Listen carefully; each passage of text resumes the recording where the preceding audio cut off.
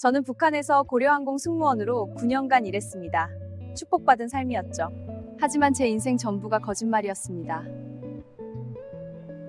32세 탈북 승무원이 밝힌 충격적 고백. 자신이 1997년 남한에서 납북된 3살짜리 아이였고 27년간 리순이 선생님이라 부르며 지낸 사람이 친엄마였다는 것입니다. 북한이 어떻게 한 아이의 정체성을 완전히 지워버렸는지 그 끔찍한 실상을 증언합니다. 여러분의 구독과 좋아요 하나하나가 숨겨진 북한의 진실을 세상에 알리는 힘이 됩니다. 제 이름은 리명희입니다. 고려항공 국제선 승무원이죠. 올해로 32살, 이 일을 시작한 지는 벌써 9년째입니다. 여러분도 아시다시피 우리 공화국에서 고려항공 승무원이 된다는 건 정말 축복받은 일입니다. 평양에서도 손꼽히는 직업이거든요. 해외를 나갈 수 있고 특별 배급도 받고 모란봉구역 고급 아파트에서 살 수 있으니까요.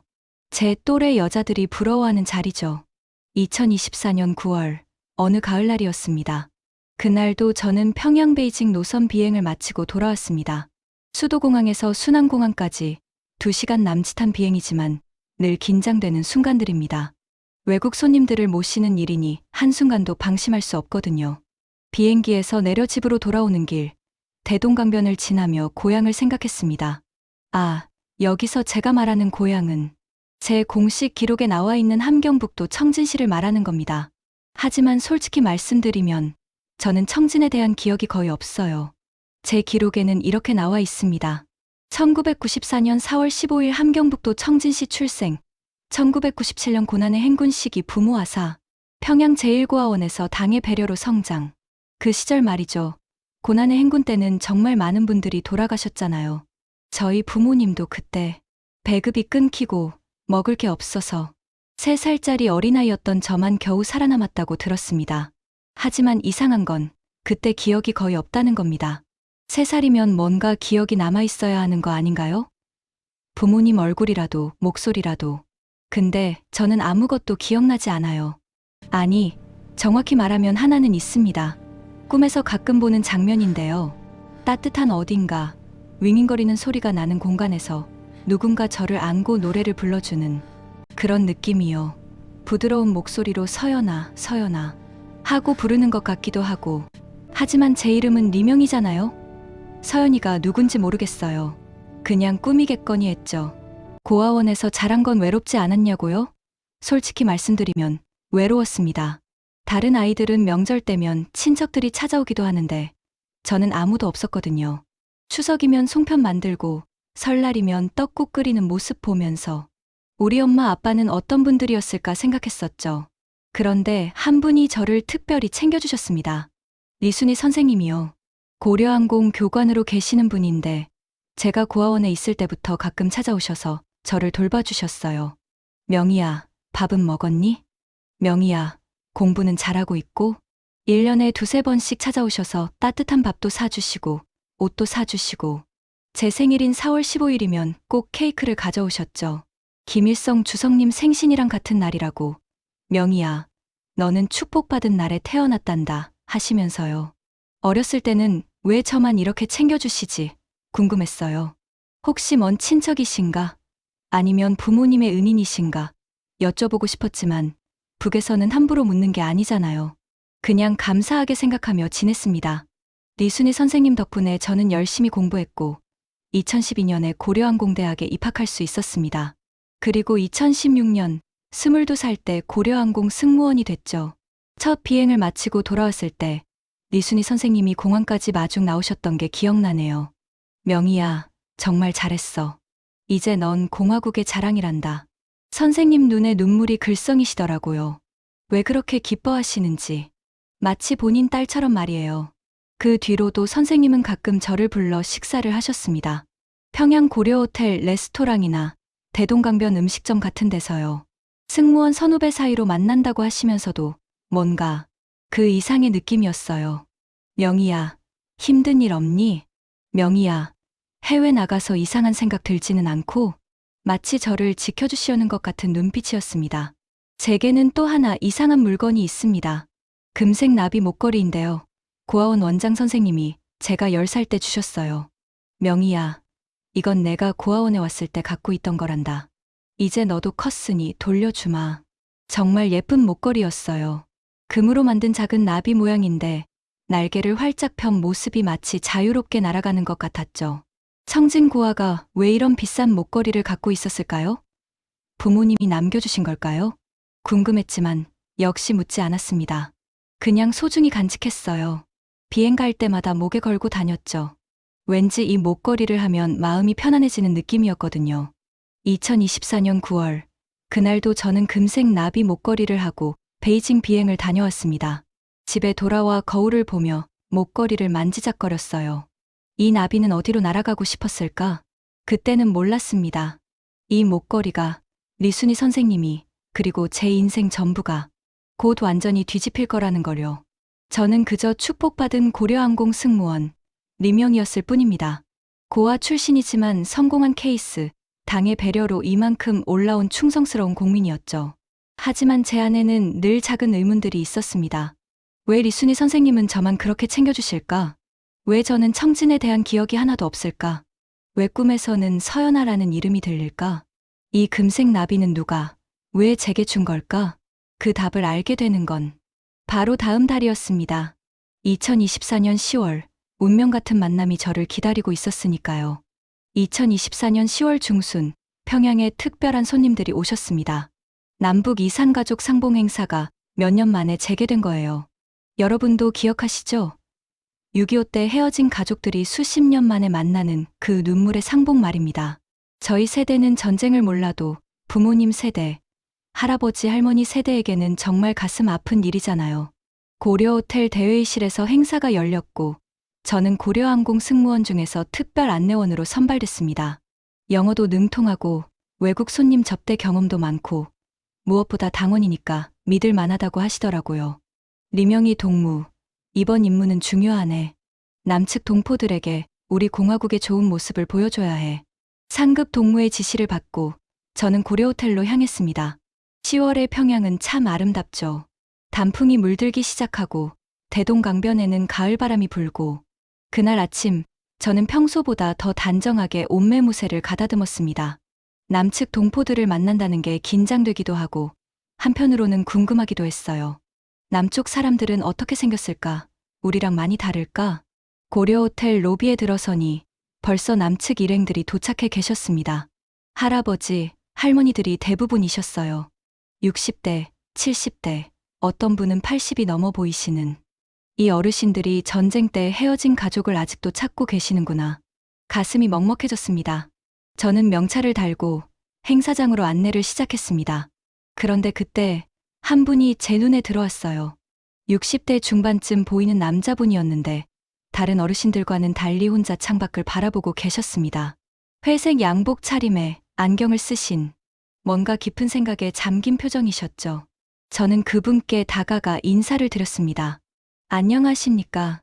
저는 이번 행사 안내를 맡은 고려항공 승무원 리명이라고 합니다.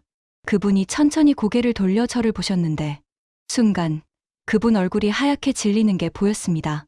마치 유령을 본 것처럼 말이에요. 손에 들고 계시던 물컵이 와르르 떨어질 뻔했죠. 그분은 말도 못하시고 그냥 저를 쳐다보기만 하셨어요. 눈을 깜빡이지도 않고 마치 제가 사라질까봐 시선을 떼지 못하는 것 같았습니다. 이분, 왜 이러시지? 당황스러웠습니다. 제가 뭘 잘못했나? 옷에 뭐가 묻었나? 아니면 제 얼굴에 뭐가 있나? 선생님, 괜찮으십니까? 제가 조심스럽게 물었더니 그분이 떨리는 목소리로 물으셨습니다. 실례지만 성함이 뭐라고 하셨죠? 리명희입니다. 리명희. 그분은 제 이름을 되뇌이시더니 손수건으로 이마에 땀을 닦으셨어요. 10월인데 땀이 날 정도로 긴장하신 거죠. 혹시 생년월일을 여쭤봐도 될까요? 이상한 질문이었습니다. 처음 만난 사람에게 생년월일을 묻다니요. 하지만 뭔가 절박한 표정이셔서 저는 대답했습니다. 1994년 4월 15일입니다만 왜 그러십니까?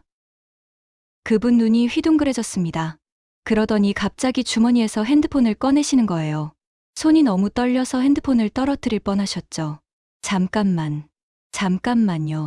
그분은 핸드폰을 뒤적이시더니 오래된 사진 한 장을 확대해서 제게 보여주셨습니다. 이 사람, 아시나요? 사진 속에는 여자분이 계셨어요. 20대 후반쯤 보이는 승무원 유니폼을 입은. 그런데 이상했어요. 그 사람 얼굴이 저랑 너무 닮은 거예요. 아니, 제가 그 사람을 닮았다고 해야 하나요? 얼굴 윤곽, 눈매, 코. 마치 거울을 보는 것 같았습니다. 이분은 누구신가요? 제 목소리도 떨렸습니다. 그분은 한참을 말없이 저를 보시다가 조심스럽게 입을 여셨어요. 이 사람은 박미선이라고 합니다. 1969년생이고 남한에서 대한항공 승무원으로 일했던 분이에요. 박미선? 처음 듣는 이름이었습니다. 이분은 1997년 12월 3살짜리 딸과 함께 실종됐습니다. 북한에 납치된 것으로 추정되고요. 1997년 12월 고난의 행군 때 제가 3살 때 머리가 복잡해졌습니다. 그분은 사진을 확대하며 계속 말씀하셨어요. 박미선 씨는 왼쪽 귓불 아래에 작은 점이 있었어요. 여기, 이 사진에 보이시죠? 저는 본능적으로 제 왼쪽 귓불을 만졌습니다. 거기에도 똑같은 위치에 점이 있었거든요. 그리고 오른쪽 엄지손가락이 다른 손가락보다 유난히 짧았어요. 제 오른손을 봤습니다. 엄지가 정말 짧았죠. 어릴 때부터 콤플렉스였던 부분이었어요. 왼쪽 눈썹 끝이 약간 올라가 있고 거울을 볼 때마다 느꼈던 제 특징이었습니다.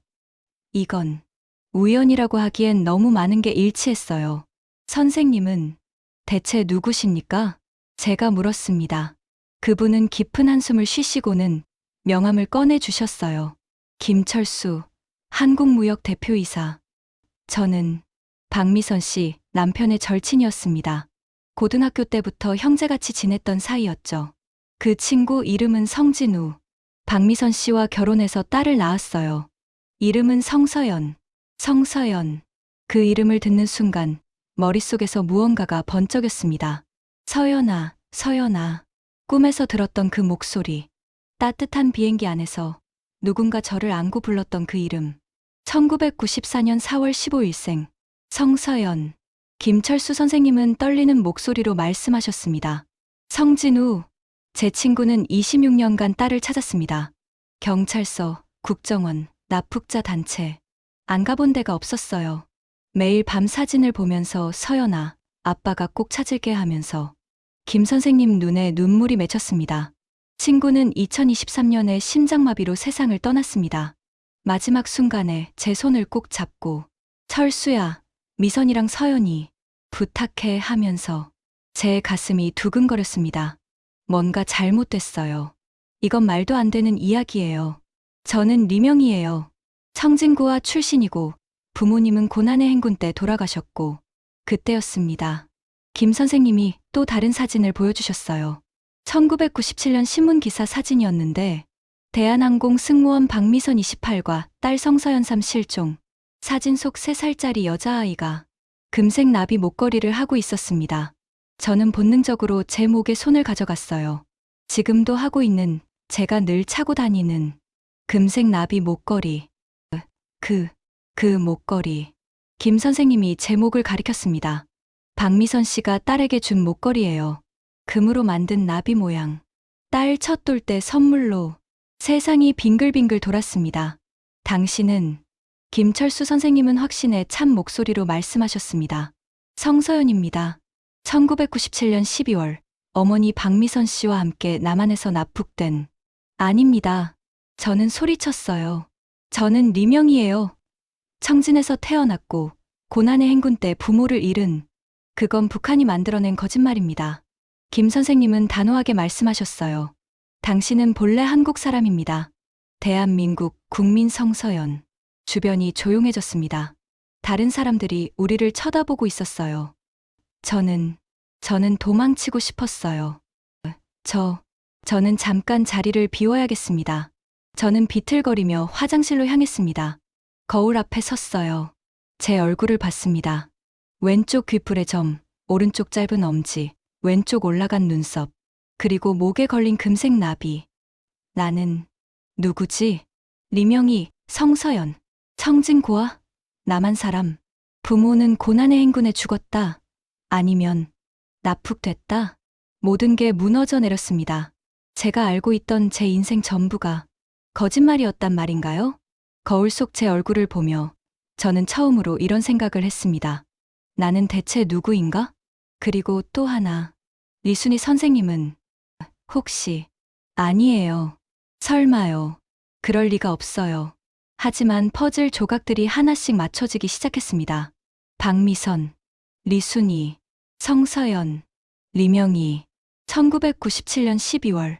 저는 떨리는 손으로 핸드폰을 꺼냈습니다. 리순이 선생님께 전화를 걸어야 했습니다. 진실을 알아야 했습니다. 행사장을 빠져나왔습니다. 김철수 선생님께는 몸이 안 좋아서 먼저 가봐야겠다고 했지만 사실 거짓말이었어요. 몸이 아픈 게 아니라 머리가, 가슴이, 제 존재 전부가 흔들리고 있었거든요. 택시를 타고 리순이 선생님 댁으로 향했습니다.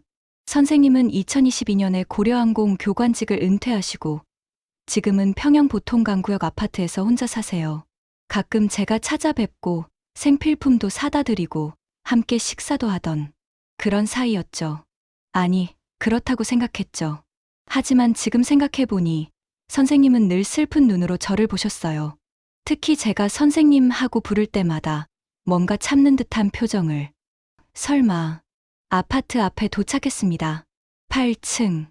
엘리베이터를 타고 올라가는 내내 심장이 터질 것 같았어요. 만약에 정말 리순이 선생님이 박미선이라면 그럼 저는 27년 동안 친엄마를 남처럼 대한 거잖아요. 생각만 해도 숨이 막혔습니다. 803호 초인종을 눌렀습니다. 누구세요? 선생님 목소리가 들렸어요. 늘 듣던 그 따뜻한 목소리. 저 명희예요. 명희야? 어쩐 일이니? 들어와. 문이 열렸습니다. 리순이 선생님이 계셨어요.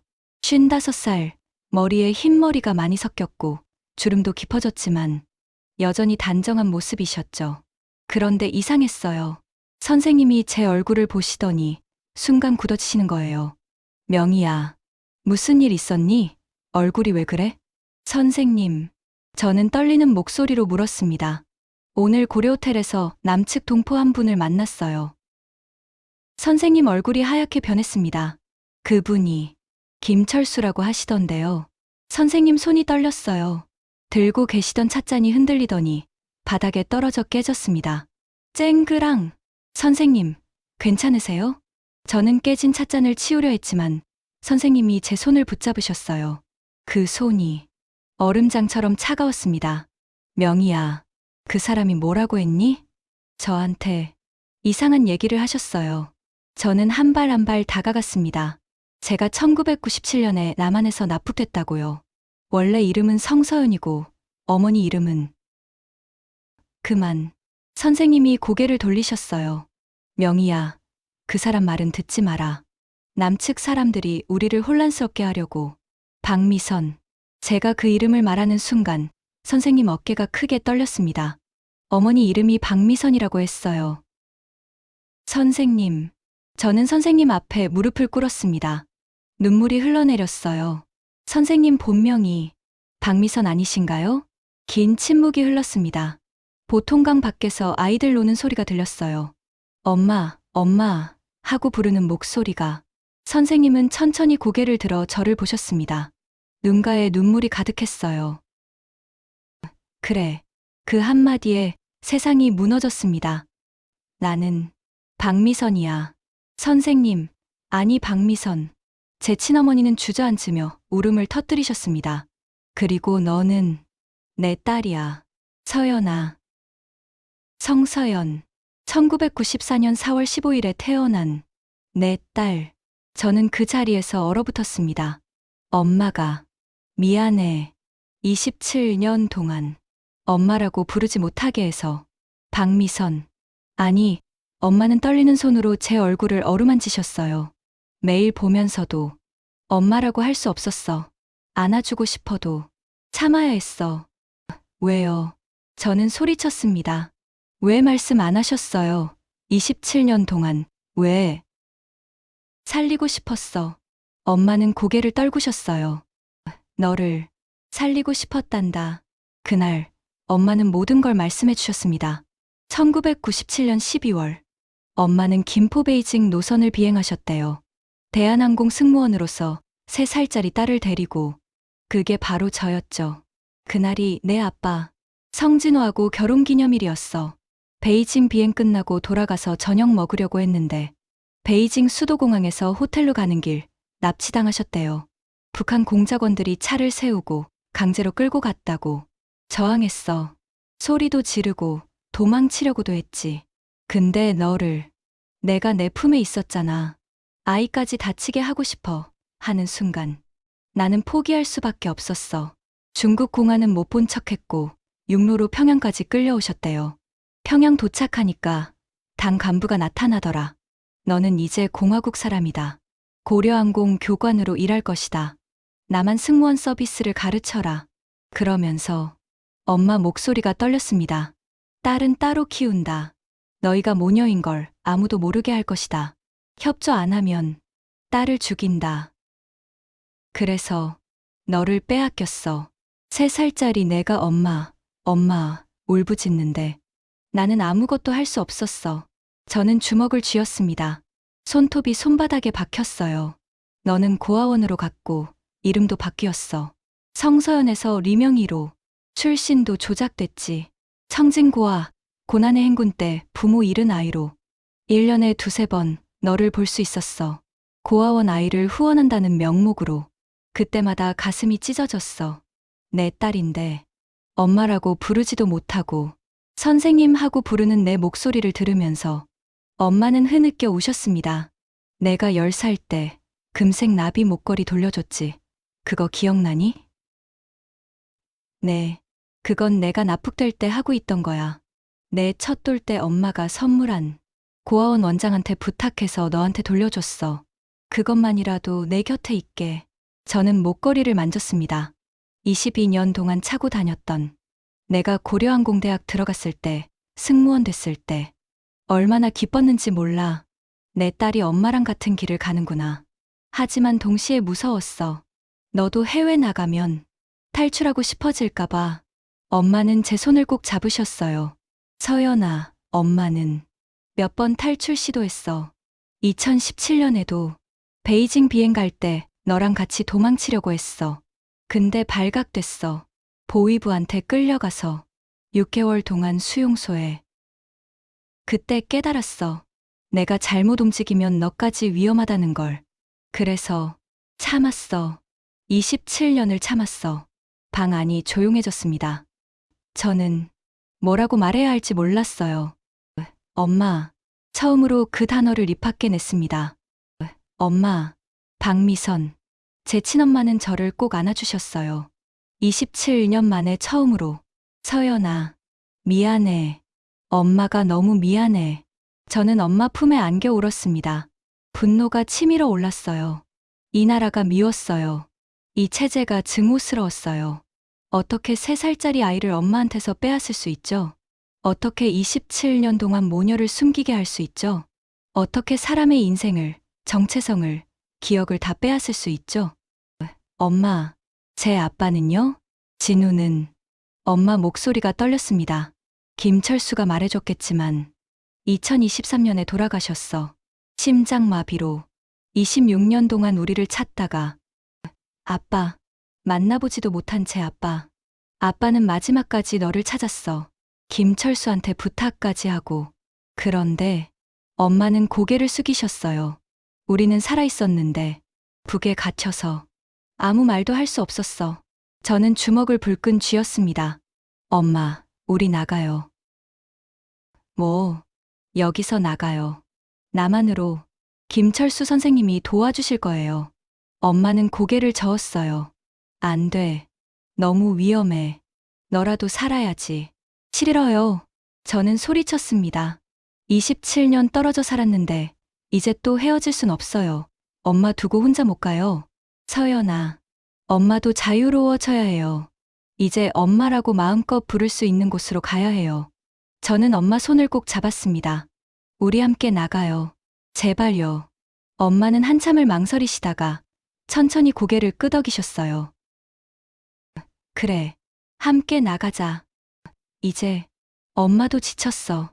우리는 그날 밤 오랫동안 안고 울었습니다. 27년 동안 못다한 이야기들을 쏟아냈어요. 엄마가 들려주신 나만 이야기, 아빠 이야기, 외할머니 이야기. 그리고 저는 처음 알았습니다. 나는 리명이가 아니었어요. 나는 성서연이었어요. 대한민국 서울에서 태어나 사랑하는 부모님과 함께 살았던. 그런데 빼앗겼어요. 이 나라가, 이 체제가 제 인생을 통째로 빼앗아갔어요. 27년간의 거짓말. 더 이상은 못 참겠어요. 엄마와 저는 결심했습니다. 자유를 찾아 떠나기로. 김철수 선생님과 다시 만난 건 사흘 뒤였습니다. 이산가족 상봉 행사가 끝나고 남측 일행들이 돌아가기 전날이었어요. 고려호텔 뒤편 공원에서 몰래 만났죠. 10월 말의 평양은 쌀쌀했지만 제 손은 땀으로 흥건했습니다. 선생님, 저는 떨리는 목소리로 말했어요. 저 리순이 선생님을 만났어요. 김철수 선생님 눈이 커졌습니다. 리순이가 박미선이 맞습니까? 네. 그 짧은 대답에 김 선생님은 한참을 말없이 하늘을 보셨어요. 눈물을 참는 것 같았습니다. 진우야. 형, 찾았어. 미선이도 서연이도 살아있어. 김 선생님은 주먹을 불끈 쥐었다 폈다 하셨어요. 27년 동안 찾던 사람들을 드디어 찾으신 거죠. 서연 씨. 아니, 명희 씨는 어떻게 할 겁니까? 나가고 싶어요. 나만으로. 엄마랑 함께. 위험합니다. 매우. 김 선생님은 심각한 표정이셨어요. 고려항공 승무원이 탈북하면 그것도 엄마랑 함께 북한 당국이 가만히 있지 않을 겁니다. 추격할 거고 잡히면. 알아요. 저는 고개를 끄덕였습니다. 하지만 27년 떨어져 살았는데 이제 또 헤어질 순 없어요. 저만 나가서 엄마를 두고 못해요. 김 선생님은 한참을 생각하시더니 천천히 말씀하셨어요. 제가 도와드리겠습니다. 베이징에 제 회사 직원이 있습니다. 중국 동포인데 믿을 만한 사람이에요. 그 친구가 대사관까지 안내해 줄 겁니다. 정말요? 진우가 제 절친이 부탁했잖아요. 미선이랑 서연이 부탁해 하고 이제 제가 지켜야죠. 김 선생님은 종이 한 장을 건네주셨어요. 중국 휴대전화 번호가 적혀 있었습니다. 베이징 도착하면 이 번호로 전화하세요. 암호는 나비가 날아간다 하면 어디로? 하고 물을 겁니다. 그럼 자유를 찾아서 하고 답하세요. 저는 종이를 옷 속에 감췄습니다. 언제 베이징 비행이 있습니까? 다음 달 11월 중순쯤이요. 그럼 그때 실행하세요. 준비는 철저히 하시고. 그리고 김 선생님은 제 손을 꼭 잡으셨어요. 꼭 살아서 나오세요. 당신 아버지 성진우가 26년 기다렸어요. 이제 아빠 묘소에 가서 아빠 서연이가 왔어요 하세요. 눈물이 났습니다. 만나보지도 못한 아빠. 저를 찾다가 돌아가신 아빠. 네, 꼭 살아서 나갈게요. 그렇게 우리는 헤어졌습니다. 2024년 11월 초, 엄마와 저는 조심스럽게 준비를 시작했습니다. 제일 먼저 돈이었어요. 중국 위안화가 필요했죠. 북한 돈은 중국에서 휴지 조각이니까요. 저는 그동안 모아둔 달러를 장마당에서 위안화로 바꿨습니다. 고려항공 승무원은 해외 나갈 때마다 약간의 달러를 받거든요. 몇 년 모은 돈이 있었어요. 엄마도 평생 모아둔 돈을 꺼내셨어요. 서연아, 이게 전부다. 500위안 정도 되네. 둘이 합쳐서 1000위안쯤 됐습니다. 우리나라 돈으로 20만 원. 많은 돈은 아니었지만 택시 타고 대사관 가기엔 충분했어요. 엄마, 베이징 한국 대사관 위치 아세요? 조심스럽게 알아봤어. 차오양구에 있대. 공항에서 30분 정도. 엄마는 종이에 중국어 주소를 적어주셨어요. 고려항공 교관 시절 중국 출장을 많이 다니셔서 중국어도 하시고 베이징 지리도 아셨죠. 공항 나와서 택시 타면 돼. 중국 택시 기사한테 이 주소 보여주면 데려다 줄 거야. 보위부 요원들은요? 고려항공 해외 비행엔 늘 보위부 요원이 따라붙습니다. 승무원들 감시하려고요. 탈북 못하게. 호텔 체크인하고 한밤중에 빠져나가야 해. 요원들이 자는 시간에. 엄마는 27년 전에도 탈출을 시도했었고 2017년에도 시도했었어요. 비록 실패했지만 그 경험이 있으셨죠. 새벽 3시쯤. 그때가 제일 허술해. 요원들도 피곤해서 졸고 우리는 머릿속으로 시뮬레이션을 반복했습니다. 베이징 수도공항 도착, 호텔 체크인, 밤 기다림, 새벽 탈출, 택시, 한국 대사관. 간단해 보였지만 한 단계만 삐끗해도 끝이었어요. 11월 중순이 다가왔습니다. 베이징 비행 일정이 확정됐어요. 11월 18일 평양 출발 오전 11시, 베이징 도착 오후 1시. 이틀 전 엄마와 저는 보통강변을 걸었습니다. 가을이 깊어가는 평양. 단풍잎이 물 위에 떨어지고 아이들이 공놀이를 하고 평화로워 보였어요. 하지만 우리는 알고 있었죠. 이 평화가 얼마나 거짓된 건지. 서연아, 엄마가 걸음을 멈추셨어요. 엄마 생각엔 너 혼자 가는 게 나을 것 같아. 네, 너는 젊잖아. 30대 초반. 혼자 뛰어도 되고 빨리 도망칠 수도 있고. 근데 엄마는 55이야. 늙었어. 너한테 짐이 될 거야. 엄마, 저는 소리쳤습니다. 무슨 소리예요? 27년 만에 만났는데 또 헤어지자고요? 서연아, 엄마는 괜찮아. 여기서 죽어도 너만 자유로우면 돼. 내가 남한 가서 아빠 묘소 가서 외할머니 만나서 그걸로 충분해. 싫어요. 저는 엄마 손을 꼭 잡았어요. 엄마 없이 못 가요. 27년 선생님하고 불렀잖아요. 이제 엄마하고 마음껏 부르고 싶어요. 남한 가서 같이 밥 먹고, 같이 텔레비전 보고, 같이 산책하고, 평범하게 엄마 딸로 살고 싶단 말이에요. 엄마 눈에 눈물이 고였습니다. 서연아, 엄마, 우리 꼭 함께 가요. 약속해요. 엄마는 한참을 울다가 고개를 끄덕이셨어요. 그래, 함께 가자. 엄마 딸이 함께. 우리는 강변에 앉아서 평양을 바라봤습니다. 저는 여기서 자랐어요. 고아원, 학교, 고려항공. 제 인생의 29년이 여기 있었죠. 하지만 진짜 제 인생은 아니었어요. 빼앗긴 인생. 거짓말로 만들어진 인생. 엄마, 나만은 어때요? 자유로워. 엄마는 먼 눈으로 말씀하셨어요. 밤에도 불이 환하고 사람들이 웃으면서 걷고 아무 생각 없이 말할 수 있어. 수령님 만세 안 외쳐도 되고 당 간부 눈치 안 봐도 되고 그냥 사람답게 살 수 있어. 저도 그렇게 살고 싶어요. 곧 그렇게 살 수 있을 거야. 엄마는 제 머리를 쓰다듬으셨어요. 이틀 뒤면 우리 자유를 찾는 거야. 11월 17일 밤. 마지막 밤이었습니다. 저는 집에서 짐을 쌌어요. 많이 가져갈 순 없었어요. 의심받으니까. 승무원 가방에 여벌 옷 한 벌, 칫솔, 그리고 금색 나비 목걸이. 이건 절대 놓칠 수 없었어요. 제 정체성의 증거니까. 엄마가 첫 돌 때 준 거구나. 목걸이를 보며 중얼거렸습니다. 3살 때 납북돼서 29년을 북에서 살았지만 이 목걸이만은 제 곁에 있었어요. 나비야, 내일 우리 함께 날아가자. 자유를 찾아서. 밤늦게 엄마한테서 전화가 왔습니다. 서연아, 잠들었니? 아니요. 긴장돼서 못 자겠어요. 엄마도.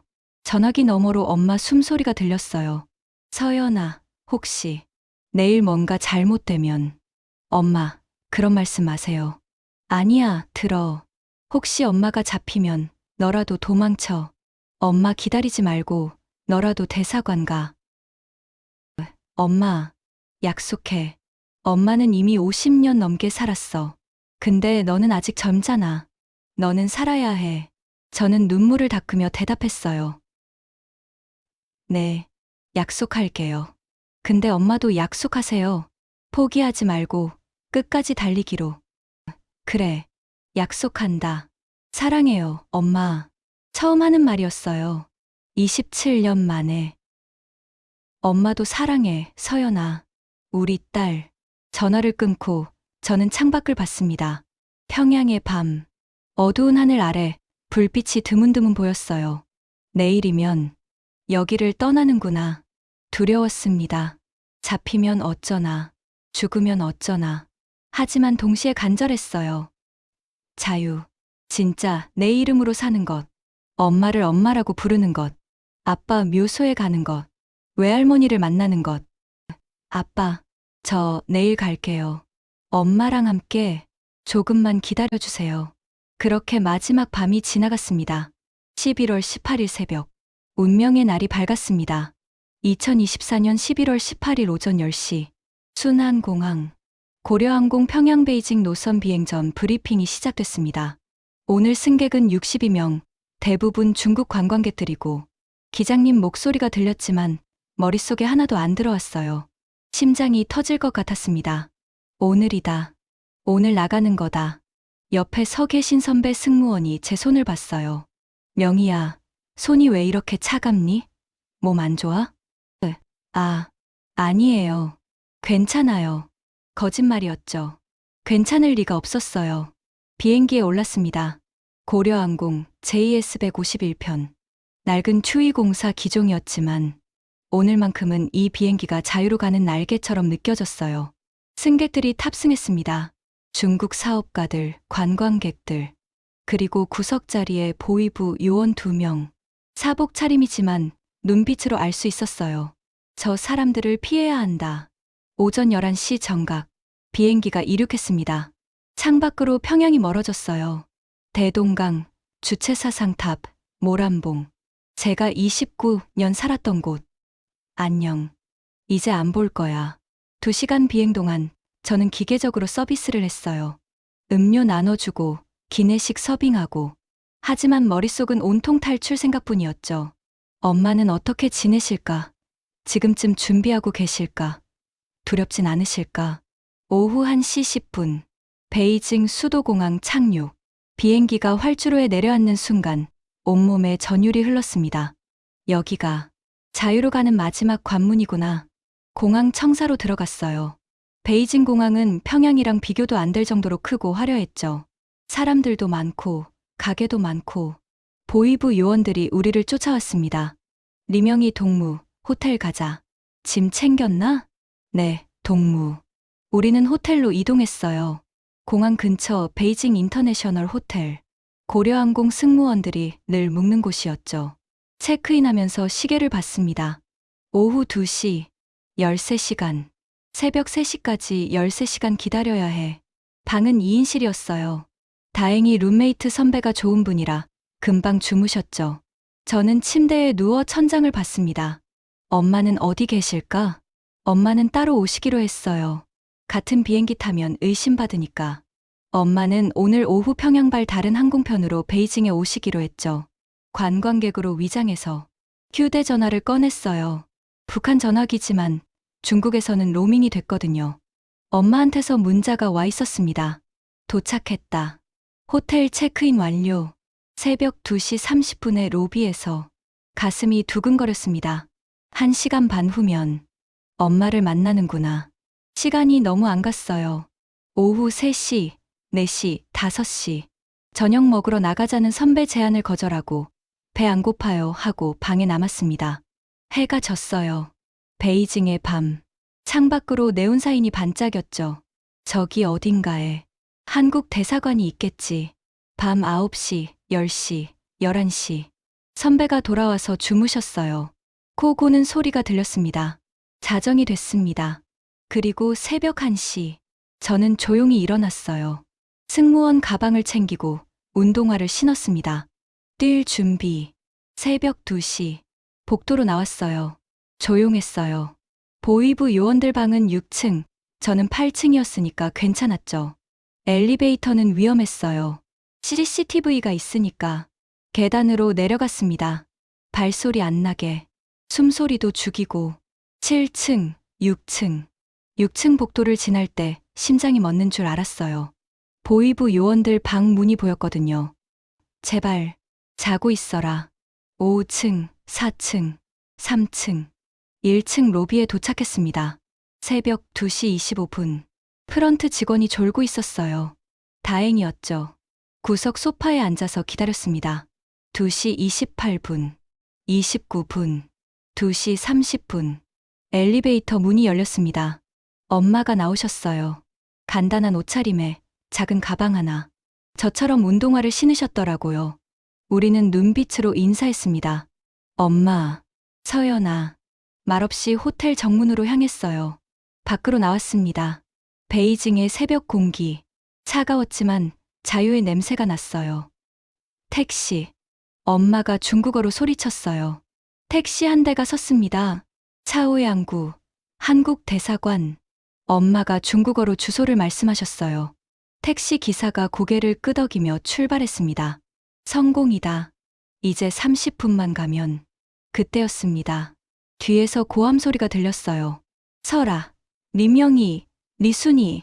돌아보니 보이부 요원 2명이 호텔에서 뛰어나오고 있었습니다. 들켰다. 빨리 가세요, 빨리. 엄마가 택시 기사한테 중국어로 소리쳤어요. 택시가 속도를 냈습니다. 뒤에서 보이부 요원들도 택시를 잡아탔어요. 추격이 시작됐습니다. 엄마, 괜찮아. 우린 먼저 출발했어. 하지만 뒤 택시가 점점 가까워졌어요. 베이징 새벽거리. 차가 별로 없었죠. 신호등마다 멈춰야 했어요. 빨간 불. 우리 택시가 섰습니다. 뒤 택시도 바로 뒤에 섰어요. 보이부 요원 한 명이 내려서 우리 택시로 달려왔습니다. 문 잠가요. 엄마가 소리쳤어요. 찰칵. 요원이 문 손잡이를 잡아당겼지만 잠겨 있었어요. 열어. 당장 열어. 창문을 쾅쾅 두드렸습니다. 택시 기사가 겁먹은 얼굴로 중국어로 물었어요. 무슨 상황이에요? 출발하세요, 빨리. 엄마가 중국어로 소리쳤어요. 신호등이 바뀌었습니다. 초록불. 택시가 급출발했어요. 요원이 차에서 떨어졌죠. 하지만 뒤 택시는 계속 따라왔습니다. 얼마나 남았어요? 제가 기사한테 물었어요. 기사가 중국어로 대답했어요. 10분요. 10분. 견딜 수 있을까? 추격은 계속됐습니다. 좁은 골목, 큰 대로, 육교 밑. 그러다 갑자기 앞에 중국 공안 차량이 나타났어요. 안 돼. 중국 공안이면 중국은 북한 탈북자를 북송하거든요. 공안한테 잡히면 끝이에요. 공안차가 사이렌을 켰습니다. 중국어로 확성기 소리가 났어요. 정차. 우리 택시 기사가 브레이크를 밟으려는 순간 엄마가 돈을 꺼내서 기사 앞에 던졌어요. 출발하세요. 1000위안이에요. 엄마가 중국어로 소리쳤어요. 1000위안. 우리가 가진 돈 전부. 기사 눈이 커졌습니다. 그리고 엑셀을 밟았어요. 택시가 공안차를 피해 골목으로 꺾였습니다. 뒤에서 공안 사이렌 소리, 보이부 택시 소리. 엄마, 우리 죽는 거 아니에요? 안 죽어. 절대 안 죽어. 엄마가 제 손을 꼭 잡으셨어요. 다시 큰 길로 나왔습니다. 그리고 멀리 태극기가 보였어요. 한국 대사관. 저기에요. 저는 소리쳤어요. 택시가 대사관 쪽으로 달렸습니다. 100m, 50m, 20m. 하지만 뒤에서 보이부 택시도 바짝 따라붙었어요. 택시가 대사관 정문 앞에 섰습니다. 뛰어, 서연아. 문을 열고 뛰어내렸어요. 엄마도 뛰어내리셨죠. 대사관 정문까지 10m. 뒤에서 보이부 요원들도 뛰어내렸습니다. 설아, 총소리는 안 났어요. 중국 땅에서 총 쏠 순 없으니까. 하지만 요원 한 명이 달려와서 엄마 팔을 잡았습니다. 리순이, 내가 어딜. 엄마, 저는 되돌아갔어요. 놓아요. 우리 엄마 놓으라고. 요원을 밀쳤습니다. 요원이 비틀거렸고 그 순간 엄마가 팔을 빼셨어요. 서연아, 뛰어. 우리는 대사관 정문으로 달렸습니다. 5m, 3m, 1m. 정문 경비가 우리를 봤어요. 도와주세요. 한국인이에요. 엄마가 일본어로 소리쳤어요. 한국어 하면 위험하니까. 경비가 문을 열었습니다. 우리는 뛰어들어갔어요. 그 순간 보이부 요원들도 정문까지 왔지만 경비가 문을 막아섰습니다. 여기는 한국 대사관입니다. 경비가 중국어로 소리쳤어요. 요원들은 더 이상 못 들어왔어요. 우리는 성공했습니다. 엄마와 저는 대사관 마당에 주저앉았어요. 숨이 턱까지 차올랐어요. 다리는 후들거렸고 온몸이 땀으로 흠뻑 젖었죠. 엄마, 우리 해냈어요. 그래, 서연아, 해냈어. 엄마는 저를 꼭 안아주셨어요. 27년 만에 찾은 자유. 정문 밖에서 보이부 요원들이 소리쳤습니다. 리명희, 리순이, 나와, 당장 나와. 하지만 우리는 이미 한국 땅이나 마찬가지였어요. 대한민국 대사관. 태극기가 펄럭이는 곳. 한국 외교관이 나왔습니다. 누구십니까? 엄마가 떨리는 목소리로 대답하셨어요. 저는 박미선입니다. 1969년생, 1997년 12월 납북됐습니다. 저는 성서연이에요. 1994년생. 엄마랑 같이 납북됐어요. 외교관 얼굴이 굳어졌습니다. 납북자 모녀분이시군요. 안으로 들어오세요. 보호해드리겠습니다. 우리는 대사관 건물 안으로 들어갔습니다. 뒤돌아보니 정문 밖에서 보위부 요원들이 주먹을 쥐고 서 있었어요. 하지만 더 이상 우리한테 손댈 수 없었죠. 우리는 자유를 찾았으니까요. 48시간의 사투, 평양에서 베이징까지 이제 끝이 보였습니다. 자유가 바로 눈앞에 있었습니다.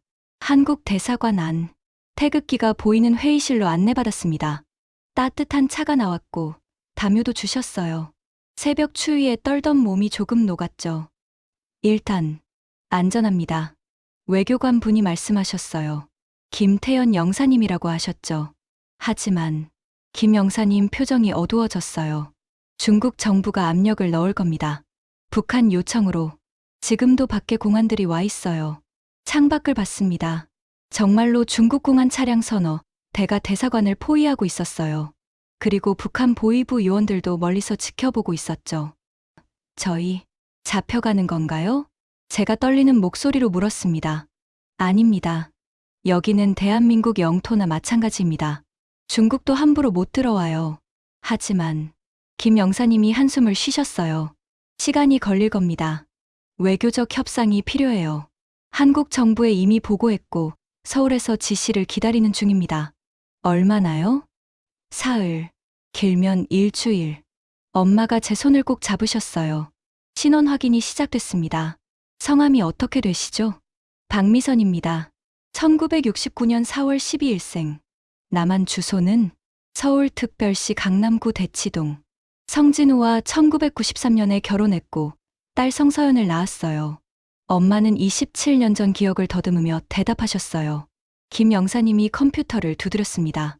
박미선, 1969년생, 1997년 12월 실종 신고, 납북 추정. 화면에 뭔가 뜨자 김 영사님 눈이 커졌어요. 맞습니다. 기록이 있네요. 대한항공 승무원 박미선 씨, 딸 성서연과 함께 베이징 비행 중 실종. 제 남편, 성진우는요? 엄마가 조심스럽게 물으셨어요. 김 영사님이 더 검색하셨습니다. 성진우 씨는 2023년 5월에 돌아가셨다고 나오네요. 사인은 심장마비. 엄마가 고개를 떨구셨어요. 이미 알고 있었지만 공식 확인을 들으니 더 슬퍼 보이셨어요. 그리고 어머님이 계십니다. 성서연 씨 외할머니, 김영순 씨, 현재 89세, 서울 송파구 거주. 외할머니가 살아계세요? 제가 물었습니다. 네, 요양병원에 계시다고 나오네요. 엄마가 눈물을 흘리셨어요. 어머니, 아직 27년 동안 딸과 손녀를 기다리신 할머니, 빨리 만나 뵙고 싶어요. 제가 말했습니다. 곧 만날 수 있을 겁니다. 일단 한국으로만 가면. 그때였습니다. 밖에서 고함 소리가 들렸어요. 창문으로 보니 중국 공안 간부로 보이는 사람이 대사관 정문에서 소리치고 있었습니다. 북조선 공민을 인도하라. 불법 체류자들이다. 김 영사님 얼굴이 굳었어요. 시작됐군요. 중국 측 압박이. 저희 넘겨지는 건가요? 아닙니다. 절대 그럴 수 없어요. 하지만 중국이 계속 압력을 넣으면 불안했습니다. 첫날 밤, 엄마와 저는 대사관 안숙소에 머물렀어요. 작은 방이었지만 깨끗하고 따뜻했죠. 침대에 나란히 누웠습니다. 서연아. 네, 엄마. 후회 안 해? 뭐가요? 여기까지 온 거. 북에 있었으면 그래도 승무원으로 편하게 살았을 텐데 지금은 이렇게 불안하고. 저는 엄마를 바라봤어요. 후회 안 해요. 전혀. 정말? 엄마와 함께니까요. 27년 떨어져 살았잖아요. 이제는 같이 있고 싶어요. 설령 여기서 평생 갇혀 산다 해도 엄마랑 같이라면 괜찮아요. 엄마가 저를 안아주셨어요. 우리 딸, 이렇게 컸구나. 엄마, 나만 이야기 더 해주세요. 뭐가 듣고 싶은데? 아빠 이야기요. 엄마는 천장을 보며 얘기하셨어요. 진우는 참 좋은 사람이었어. 대학 때 만났는데 첫눈에 반했지. 키가 크고 웃을 때 눈이 초승달처럼 휘어지고. 저랑 닮았어요? 닮았지. 눈은 엄마 닮았고 코랑 입은 아빠 닮았어. 그리고 고집 센 것도 아빠 닮았어. 엄마가 웃으셨어요. 결혼하고 1년 만에 너를 낳았어. 1994년 4월 15일. 그날 진우가 얼마나 좋아했는데 병원에서 너를 처음 안았을 때 여보, 우리 딸이 세상에서 제일 예뻐하면서 엄마 목소리가 떨렸어요. 첫 돌 때 금색 나비 목걸이 사준 것도 진우였어. 우리 딸이 나비처럼 자유롭게 날아다니길 하면서 저는 목에 걸린 목걸이를 만졌어요. 그런데 3살 때 우리가 사라졌잖아. 진우는 26년 동안 우리를 찾았대. 김철수가 그러더라. 매일 밤 우리 사진 보면서 울었다고. 아빠, 만나보지도 못한 채 아빠. 엄마, 한국 가면 아빠 묘소 가요. 그래, 꼭 가자. 같이. 우리는 그날 밤 늦게까지 얘기했어요. 남한 생활 이야기, 제 어린 시절 이야기, 할머니 이야기, 27년 못한 이야기들을 쏟아냈죠. 이틀째, 상황이 악화됐습니다. 중국 외교부에서 공식 서한이 왔어요. 북조선 공민 리명이 리순이를 즉각 인도하라. 불법 월경자로 간주한다. 김 영사님이 심각한 표정으로 말씀하셨어요. 한국 외교부에서 거부 의사를 밝혔지만 중국이 계속 압박하고 있습니다. 대사관 전기, 수도 끊겠다는 협박도 들어왔어요. 걱정 마세요. 우리가 끝까지 보호할 겁니다. 하지만 제3국 경유가 필요할 것 같습니다. 제3국이요? 중국에서 바로 한국으로 못 갑니다. 중국이 막으니까. 그래서 태국이나 몽골 같은 제3국으로 먼저 가서 거기서 한국행 비행기를 타는 거죠. 언제요? 준비 중입니다. 빠르면 내일. 밖을 봤어요. 중국 공안 차량이 더 늘어나 있었어요. 대사관을 완전히 포위한 것 같았죠. 북한 보위부 요원들도 여전히 지켜보고 있었어요. 우리를 잡으려고 저렇게. 무서웠습니다. 그날 오후 엄마와 저는 대사관 마당을 걸었어요. 작은 마당이었지만 하늘이 보였죠. 베이징의 하늘. 엄마, 무서워요. 엄마도 무섭단다. 여기서도 잡혀갈 수 있을까요? 엄마는 대답하지 않으셨어요. 그냥 제 손을 꼭 잡으셨죠. 서연아, 엄마가 한 가지 말해줄게. 네, 27년 전 베이징에서 납북됐을 때 엄마는 저항했어. 소리도 지르고 도망치려고도 했지. 근데 실패했어. 네, 그때 엄마가 후회한 게 있어. 더 세게 싸울 걸, 더 크게 소리칠 걸, 죽더라도 너를 지킬 걸. 그런 생각들. 엄마가 저를 보셨어요. 근데 이번엔 달라. 이번엔 우리가 스스로 선택해서 여기까지 왔어. 우리가 도망쳤고, 우리가 싸웠고, 우리가 여기까지 온 거야. 네. 그러니까 설령 뭔가 잘못되더라도 후회는 없어. 우리는 최선을 다했으니까. 엄마 눈에 눈물이 고였어요. 하지만 엄마는 절대 포기 안 할 거야. 끝까지 싸울 거야. 너를 한국에 데려가기 위해서. 저도요, 엄마. 저도 엄마 지킬 거예요. 우리는 마당에 서서 하늘을 봤어요. 저 하늘 너머 대한민국이 있겠죠. 자유가 있겠죠. 셋째 날 아침, 김 영사님이 뛰어왔어요. 준비됐습니다. 네. 태국행 비행기. 오늘 오후 3시. 정말요? 한국 정부에서 특별기를 보냈어요. 외교관 여권으로 위장해서 공항까지 가실 겁니다. 드디어 끝이 보였어요. 중국 공안은요? 우리가 처리할 겁니다. 외교 가방에 숨어서 나가시면 돼요. 외교 가방. 외교관 짐은 중국도 검사 못 하거든요. 서연 씨, 박미선 씨, 준비하세요. 2시에 출발합니다. 우리는 서둘러 짐을 챙겼어요. 가진 게 별로 없었죠. 옷가지 몇 벌, 그리고 금색 나비 목걸이. 엄마, 이제 정말 가는 거죠? 그래, 서연아. 이제 정말 자유를 찾는 거야. 대사관 안에서 보낸 3일.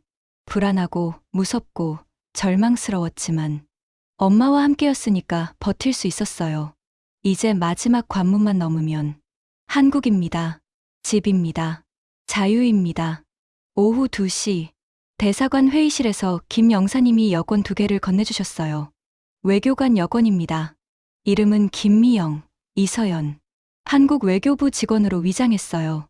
가짜 이름이었지만 진짜 대한민국 여권이었어요. 엄마와 저는 외교관 복장으로 갈아입었습니다. 정장에 명찰까지. 이제 공항으로 가십니다. 외교 차량으로 이동하니까 중국 공안이 못 막아요. 하지만 김 영사님 표정이 어두워졌어요. 따라올 겁니다. 끝까지 감시할 거예요. 절대 긴장 풀지 마세요. 네. 대사관 지하 주차장으로 내려갔어요. 검은색 승합차가 대기하고 있었죠. 태극기가 붙은 외교 차량이었습니다. 차에 탔어요. 엄마와 저는 뒷좌석, 김 영사님은 조수석에 앉으셨죠. 출발합니다. 차가 움직였습니다. 대사관 정문을 나서는 순간 제 심장이 쿵쾅거렸어요.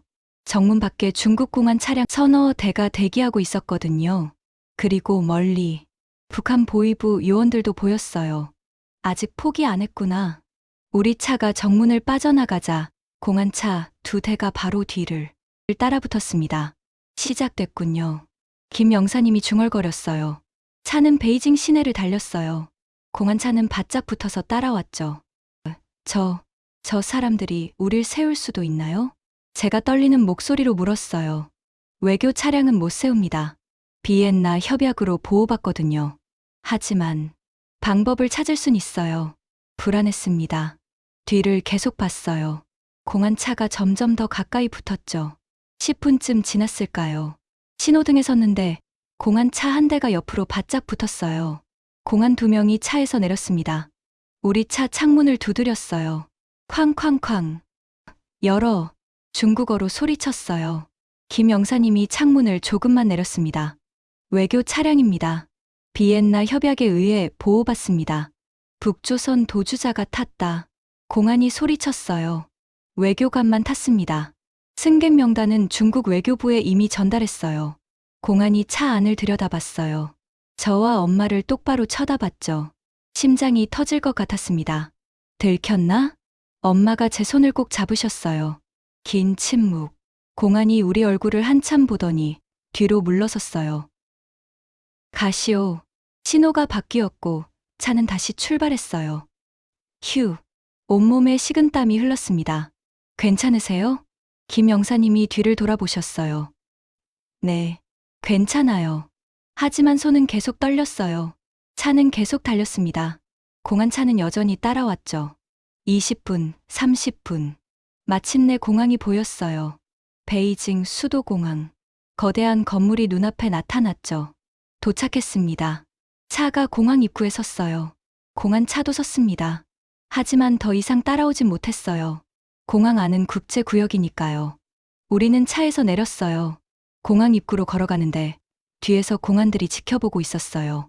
조금만 더. 공항 안으로 들어갔습니다. 귀빈실로 안내받았어요. 비행기는 3시 30분 출발. 방콕까지 5시간 비행입니다. 방콕에선요? 한국 대사관 직원이 마중 나올 겁니다. 하룻밤 쉬고 내일 아침 인천행 비행기 타시면 됩니다. 내일이면 한국이군요. 엄마가 중얼거렸어요. 네, 내일 오전이면 고향입니다. 김 영사님 눈에 눈물이 맺혔어요. 27년 만에 돌아가시는 거예요. 우리는 귀빈실에서 탑승 시간을 기다렸어요. 3시가 됐습니다. 출발하시죠. 게이트로 향했어요. 일반 탑승객들과 섞여서 걸었죠. 주변을 살폈어요. 중국 공안이 멀리서 지켜보고 있었지만 더 이상 다가오지 못했어요. 북한 보위부 요원은 안 보였어요. 포기한 걸까? 비행기에 탑승했습니다. 태국 항공, 방콕행. 좌석에 앉았어요. 엄마 옆자리였죠. 서연아. 네, 엄마. 우리 진짜 가는구나. 네, 진짜 가요. 비행기가 이륙했습니다. 창밖으로 베이징이 멀어졌어요. 안녕, 베이징. 이제 안 볼 거야. 5시간 비행 동안 저는 잠들 수 없었어요. 너무 긴장됐거든요. 엄마도 마찬가지셨어요. 손을 꼭 잡고 계셨죠. 엄마, 한국 가면 뭐 하고 싶으세요? 외할머니 만나고 싶어. 엄마 목소리가 떨렸어요. 어머니, 89세면 많이 늙으셨겠지. 나 기억하실까? 기억하실 거예요. 딸을 어떻게 잊어요? 그리고 진우 묘소에 가고 싶어. 여보, 미안해. 늦었어. 서연이 데리고 왔어 하고 엄마가 눈물을 닦으셨어요. 너는? 저요? 생각해 봤어요. 평범하게 살고 싶어요. 평범하게? 네. 마트 가고, 카페 가고, 공원 산책하고, 그냥 자유롭게, 감시받지 않고, 눈치 안 보고, 수령님 만세 안 외치고, 엄마가 웃으셨어요. 그래, 평범하게 살자. 우리, 방콕 수완나품 공항. 현지 시각 저녁 8시 30분 도착. 입국 심사를 통과했어요. 외교관 여권이라 쉬웠죠. 공항 밖으로 나왔어요. 따뜻한 열대 공기, 야자수 나무, 툭툭 소리. 여기가 태국이구나. 김미영 씨, 이서연 씨. 한국 사람이 다가왔어요. 방콕 대사관 직원이라고 하셨죠. 네, 차 준비돼 있습니다. 호텔로 가시죠. 차를 타고 방콕 시내로 향했어요. 거리는 화려했어요. 네온사인, 고층 빌딩, 수많은 차들. 내일 아침 8시 비행기예요. 인천까지 5시간 반. 오후 2시쯤 도착하실 겁니다. 내일 오후면 한국이군요. 엄마가 떨리는 목소리로 말씀하셨어요. 호텔에 도착했어요. 깨끗하고 좋은 곳이었죠. 방에 들어가 침대에 누웠습니다. 엄마, 진짜 끝난 것 같아요. 아직 아니야. 내일 비행기 타고 인천공항 도착할 때까지는.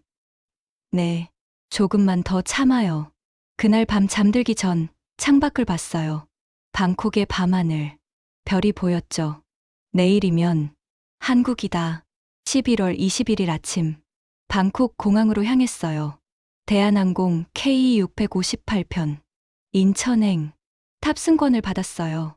좌석 42A, 42B. 이제 정말 마지막이네요. 제가 말했어요. 게이트로 걸어가는데 갑자기 대사관 직원이 다가왔어요. 잠깐만요. 네, 북한 측에서 수배령을 내렸다는 정보가 들어왔습니다. 리명희, 리순희, 고려항공 승무원 탈북 건으로. 태국 공항에도 정보가 갔을 수 있어요. 조심하세요. 불안했습니다. 게이트 쪽을 보니 태국 공항 보안 요원들이 승객들을 유심히 보고 있었어요. 우리를 찾는 건가? 엄마 손을 꼭 잡았어요. 천천히 게이트로 걸어갔습니다. 보안 요원이 우리를 봤어요. 심장이 멎는 줄 알았어요. 요원이 무전기를 들었습니다. 안 돼.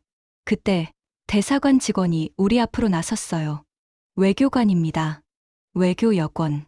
여권을 보여줬어요. 요원이 여권을 확인하더니 고개를 끄덕였어요. 통과. 우리는 게이트를 통과했습니다. 비행기에 탑승했어요. 좌석에 앉는 순간 온몸에 힘이 풀렸어요. 엄마, 이제 됐어요. 아직 비행기 이륙할 때까지는. 오전 8시 기내 방송이 나왔어요. 승객 여러분, 대한항공 KE658편 인천행에 탑승해 주셔서 감사합니다. 곧 출발하겠습니다. 비행기가 움직이기 시작했어요. 활주로로 향했죠. 속도를 냈어요. 그리고 이륙. 비행기가 하늘로 올라갔습니다. 창밖으로 방콕이 멀어졌어요. 엄마, 우리 성공했어요. 엄마가 눈물을 흘리셨어요. 그래, 서연아, 우리 해냈어. 저도 울었어요. 27년. 평양에서 베이징, 베이징에서 방콕, 방콕에서 인천. 긴 여정이었어요. 이제 5시간 반만 더 가면 집입니다. 대한민국입니다. 자유입니다. 기내 방송이 또 나왔어요. 예상 도착 시각은 오후 2시 10분입니다. 인천국제공항에 오신 것을 환영합니다. 인천국제공항. 그 이름만으로도 가슴이 벅찼어요. 엄마가 제 손을 꼭 잡으셨어요. 서연아. 네, 엄마. 고마워. 엄마 안 포기하고 여기까지 와줘서 저야말로요. 엄마가 절 낳아주셔서, 찾아주셔서, 27년 기다려주셔서, 우리는 서로를 안았어요. 오후 2시, 기내 방송이 나왔습니다. 곧 인천국제공항에 착륙하겠습니다. 창밖을 봤어요. 푸른 바다가 보였어요. 그리고 땅이 보였어요. 대한민국. 비행기가 고도를 낮췄습니다. 활주로가 보였어요. 착륙. 바퀴가 땅에 닿는 순간 전율이 흘렀어요. 대한민국. 내가 왔어. 비행기가 완전히 멈췄습니다. 기내 방송. 인천국제공항에 도착했습니다. 대한민국에 오신 것을 환영합니다. 엄마와 저는 눈물을 흘렸어요. 27년 만에 집에 왔습니다. 2024년 11월 21일 오후 2시 10분. 인천국제공항. 비행기 문이 열렸습니다. 통로를 걸어 공항 청사로 들어가는 순간 눈물이 났어요. 태극기가 보였거든요. 천장에, 벽에, 곳곳에. 여기가 내 나라구나. 엄마 손을 꼭 잡았어요. 엄마도 울고 계셨죠. 입국장으로 향했습니다. 다른 승객들은 일반 입국장으로 갔지만 우리는 특별 통로로 안내받았어요. 국정원 직원들이 기다리고 있었습니다. 박미선 씨, 성서연 씨, 맞으신가요? 네. 대한민국에 오신 걸 환영합니다. 그 한마디에 또 눈물이 났어요. 간단한 신원 확인 후 공항 밖으로 나왔습니다. 11월 오후의 한국. 햇살이 따뜻했어요. 주차장으로 걸어가는데 모든 게 신기했어요. 사람들이 자유롭게 걷고, 웃고, 떠들고. 아무도 감시하지 않았어요. 엄마, 저기 봐요. 편의점이 보였어요.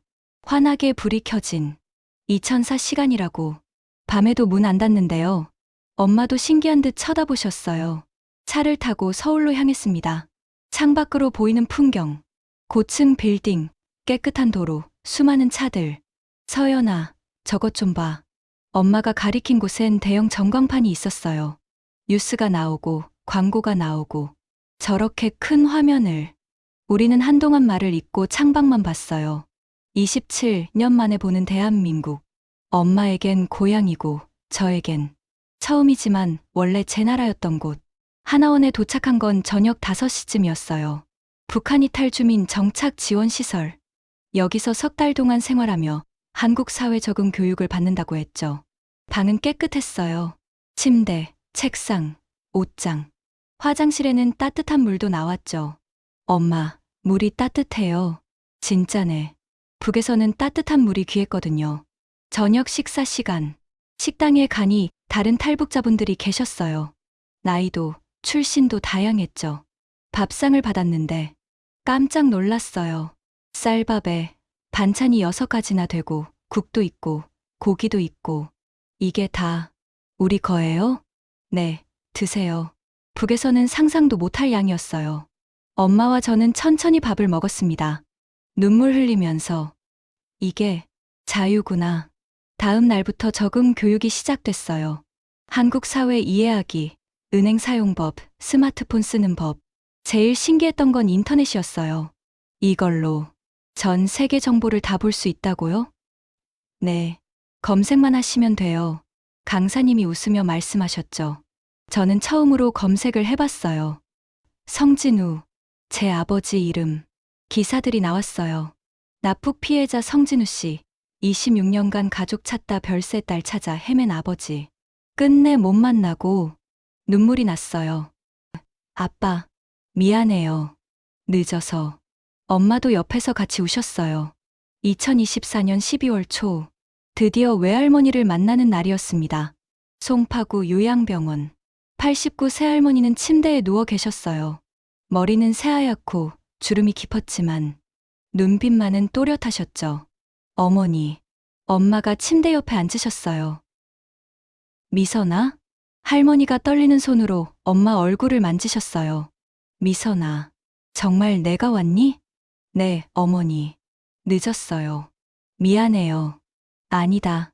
살아서 와줘서 고맙다. 할머니가 우셨어요. 그리고 저를 보셨어요.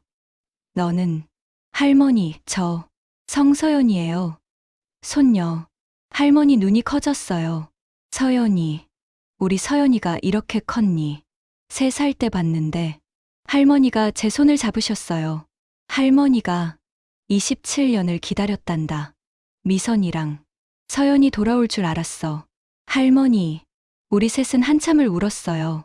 27년 만에 재회. 할머니는 우리에게 오래된 앨범을 보여주셨어요. 이게 너희들 사진이야. 1997년 사진. 엄마가 28살 때, 저는 3살. 가족 사진이 있었어요. 아빠, 엄마, 저 할머니. 이게 우리 가족이었구나. 처음 보는 아빠 얼굴이었어요. 아빠, 사진 속 아빠는 웃고 계셨어요. 저를 안고 2024년 12월 중순 아버지 묘소에 갔습니다. 경기도 파주 조용한 공원 묘지였어요. 성진우 지묘, 비석에 새겨진 아빠 이름. 1967년 2023년 56에 돌아가셨네요. 엄마가 무릎을 꿇었어요. 여보, 미안해. 늦었어. 엄마 목소리가 떨렸어요. 서연이 데리고 왔어. 우리 딸. 이렇게 컸어. 32살. 예쁘게 잘 컸지?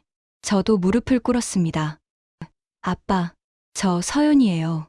처음 뵙는데 이렇게 뵙게 돼서 죄송해요. 바람이 불었어요. 마치 아빠가 대답하는 것 같았죠. 괜찮아. 잘 왔어. 고생했어. 엄마와 저는 묘소 앞에 오래 앉아 있었어요. 아빠에게 27년간의 이야기를 들려드렸죠.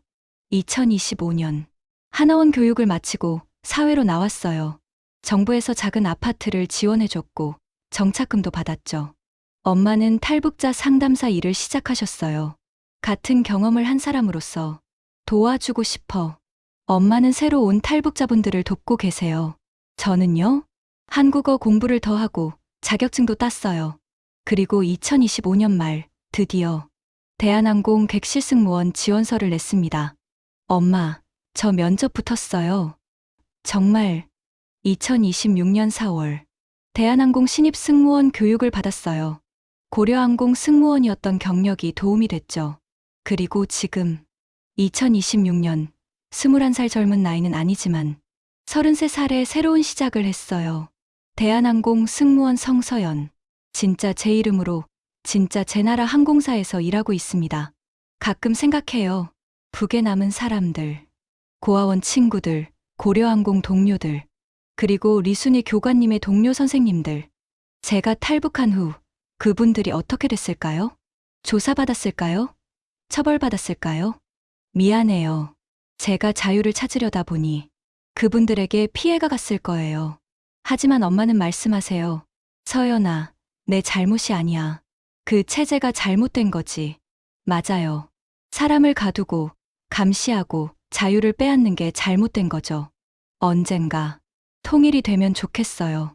북에 있는 사람들도 이렇게 자유롭게 살 수 있게 마음껏 웃고 말하고 꿈꾸고 그날이 오면 제가 평양에 가고 싶어요.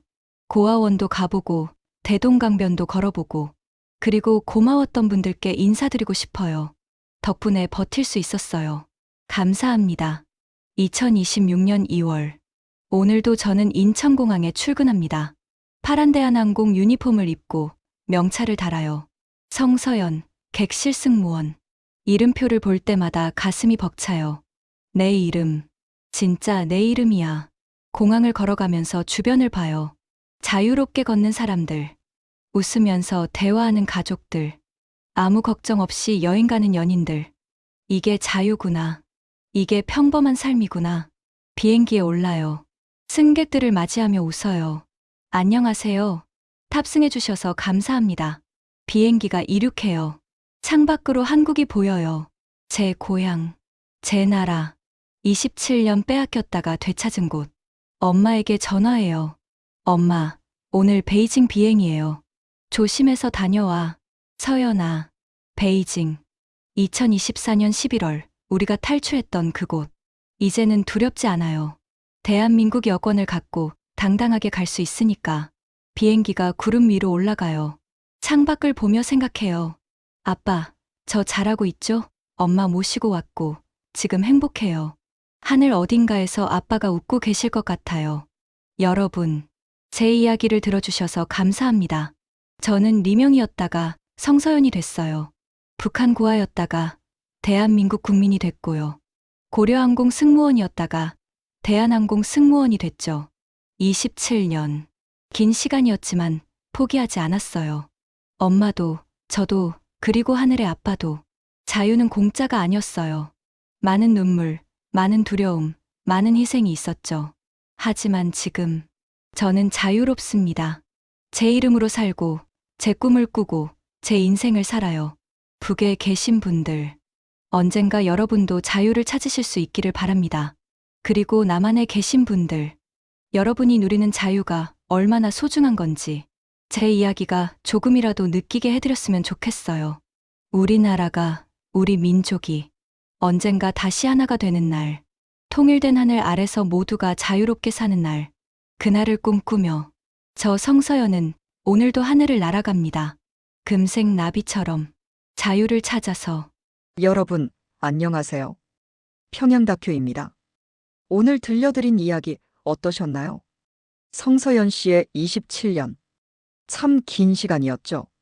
어린 나이에 납북돼서 자기가 누군지도 모르고 살다가 우연한 만남으로 진실을 알게 되고 목숨 걸고 탈출해서 결국 자유를 찾았습니다. 이 이야기를 준비하면서 저도 많은 생각을 했습니다. 우리가 당연하게 여기는 자유가 누군가에겐 목숨 걸고 찾아야 하는 것이라는 걸요. 밥 먹고 싶을 때 먹고, 가고 싶은 곳 가고, 하고 싶은 말 하고, 이런 평범한 일상이 얼마나 소중한 건지 다시 한번 깨달았습니다. 지금 이 순간에도 북한에는 2,500만 명의 주민들이 살고 있습니다. 그분들 중에는 성서연 씨처럼 자신의 진짜 정체성을 모르고 사는 분들도 계실 거예요. 남한 가족을 그리워하면서도 목소리조차 낼 수 없는 분들도 계시겠죠. 우리가 이런 이야기를 듣고 나누고 기억하는 것, 그것만으로도 의미가 있다고 생각합니다. 언젠가 통일이 되는 날, 남과 북이 다시 하나가 되는 날, 성서연 씨가 말했던 것처럼 모두가 금색 나비처럼 자유롭게 날 수 있는 날이 오기를 바랍니다. 오늘 영상이 도움이 되셨다면 구독과 좋아요, 알림 설정 부탁드립니다. 북한 이탈 주민분들의 이야기를 계속 전해드리겠습니다. 다음 영상에서 또 뵙겠습니다. 감사합니다.